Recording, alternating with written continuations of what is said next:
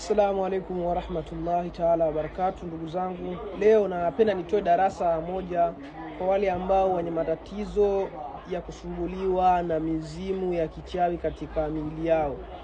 Mizimu ya kichawi ni mizimu ambayo inatokea katika koo, iwe ni koo ya baba au koo ya mama. Lakini mizimu hii inaweza kukuletea athari mbalimbali katika mwili wako, ikiwemo kutumia dawa kunako kupata majibu.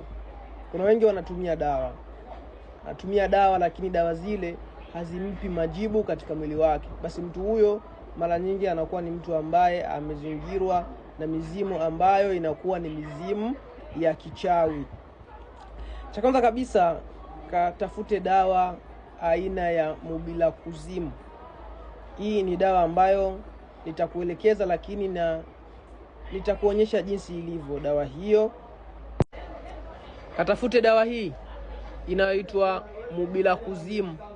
Lakini cha pili, kachukue dawa inayoitwa mtuluza. Dawa yenyewe ni hii, dawa aina ya mtuluza.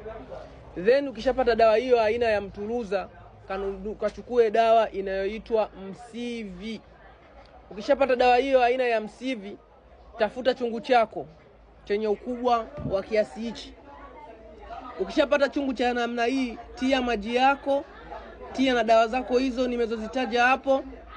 Koga usiku, ikiwa ni nje au chooni, kwa niaba ya kurudisha mizimu michafu nyuma.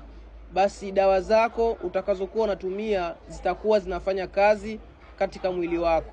Assalamu alaikum wa rahmatullahi ta'ala wa barakatuh.